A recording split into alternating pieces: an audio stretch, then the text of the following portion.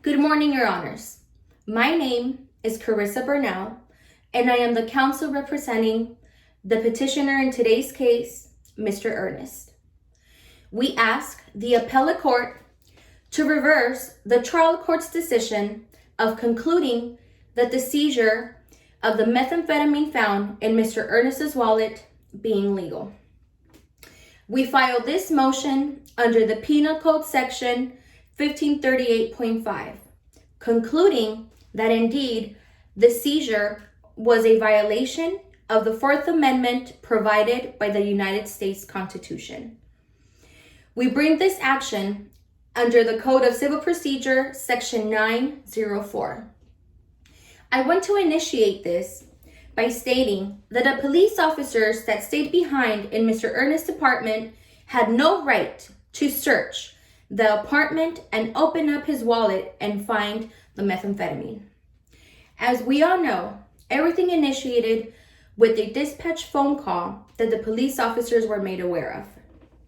Of course, like every police officer, they continued to their duties and showed up to the apartment. The phone call was made by a woman whose identity, Your Honors, to me, that information has been deprived. We have no idea of who this woman is who made the initial phone call. As the officers arrive to the apartment, they are let in by this woman. They are let in, and they do indeed find Mr. Ernest inside the home. They initiate the questioning by asking Mr. Ernest for his name.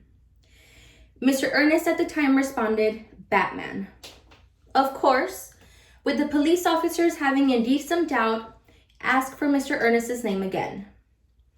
Again at that time, Mr. Ernest answered Batman. I believe it is human instinct, Your Honors, that by knowing in yourself that you haven't done anything wrong, it would be indeed to run away. Well, in this case, Mr. Ernest did attempt to run away from the situation inside his own home. Mr. Ernest began to run towards the bathroom, across his house, but then again, the situation was prevented by the police officers who immediately stopped him. They immediately stopped him by brutally attacking him down, not only one officer or two officers, but several officers attacking him down and preventing him from running. Of course, once they take Mr. Ernest out, they take him out of the premises and they handcuff him, and they are about to put him in a police officer's car. Let me go ahead and attempt and answer the question you might have for me. Were his Miranda rights read to him? That, Your Honor, is also information that I've been deprived from. We have no idea if Mr. Ernest was provided with his Miranda rights, if he was provided with all the rights that a person has entitled to when being arrested. Now, the true problem here is, Your Honors, that by the police officers being outside with Mr. Ernest, attempting to figure out what was going on indeed, some police officers stayed in his apartment. Of course, after the fact that no children were involved. After the phone call that a crazy man was threatening children. The initial response of why police officers showed up in the first place.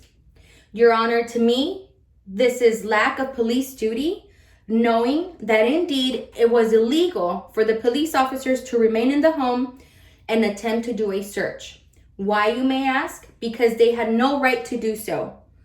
They had no warrant to search indeed in Mr. Ernest's home. What was so wrong with searching the home? Again, you probably are asking yourselves. The fact that they found Mr. Ernest's wallet and reached out and looked into it. Yes, as opening up the wallet, a police officer found indeed that the driver's license in the wallet belonged to Mr. Ernest. Not only did he find a driver's license, Your Honor, but they found a window with white powder in it. Of course, immediately heading back out with his coworkers, he announces that the wallet did belong to Mr. Ernest. Mr. Ernest is taken, he's put in the police car, and the white powder is being sent to the lab. Once the results come back, we know that the white powder is now known to be methamphetamine. Yes, an illegal controlled substance. But the issue, Your Honors, is not that Mr. Ernest was in possession of the methamphetamine. The issue here is that the police officers discovered the methamphetamine illegally. How? By violating Mr. Ernest's Fourth Amendment provided, again, by the United States Constitution, by searching his wallet, by searching into his home with no warrant. Let me talk to you briefly about a few cases that you might be aware of. Let's talk about the Glazer case. Yes, the police officers in this case actually had probable cause and probable suspicion. Why? Because the controlled substances were in plain sight. So yes, once the controlled substances are in plain sight, a police officer might have the probable cause to reach out and search the car or search the people. Although in a different case, pretty similar to Mr. Ernest's case, the Belvin case, the police officers had no probable suspicion or probable cause to search into this person's purse. Why? Again, because no controlled substances, illegal substances were in plain sight. So just like Mr. Ernest, these people from the Belvin case were also being deprived from their Fourth Amendment provided by the United States Constitution. In all of this, Your Honor, you're probably wondering, he did something illegal. But in my eyes, Your Honor, Mr. Ernest did not commit something illegal. By all we know, this woman who initially made the phone call attempted to frame him. We have no idea who this woman is and what her intent was in calling and saying that a crazy man was threatening small children. There were no small children, Your Honors. No small children were ever found in the premises of Mr. Ernest's home, ever. So why is it that the police conducted a search without their probable suspicion, being that the children were not even there? What we ask, Your Honors, is that Mr. Ernest's felony charge under the California Health and Safety Code section 1137(7)(a) being dropped. This charge, of course, being the possession of an illegal controlled substance. But again, Your Honors, the main issue here is not him, whether being in charge, whether of him being in control of the substances, whether possessing the substances. The point here is that they were obtained illegally. Illegally by the police, illegally by the law, because they had no right to search.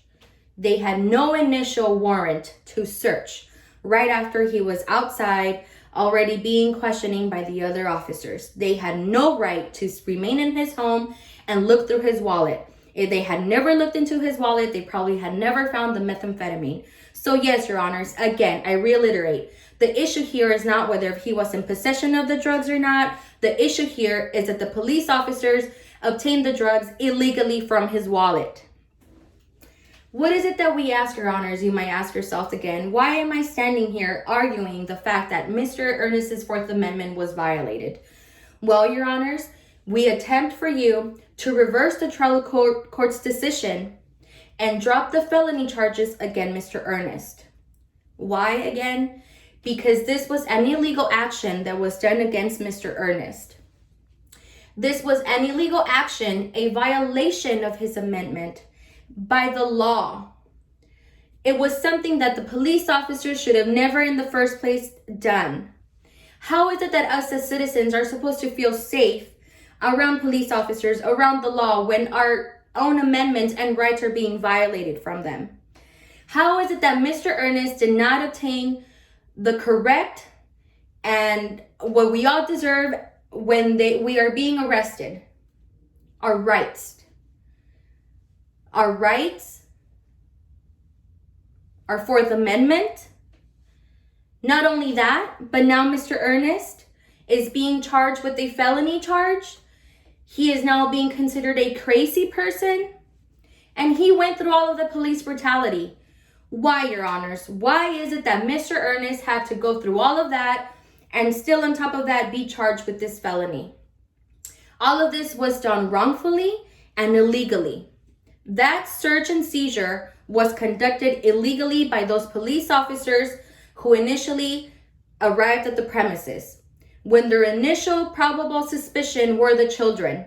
No children were ever involved in this situation. So why is it that they stayed? They had no reason to stay behind and look through his wallet. And again, Your Honors, the issue here is not whether he was in possession of the illegal drugs. The issue here again is that they violated his Fourth Amendment when it shouldn't have. Those police officers had no right in searching through his wallet. Thank you.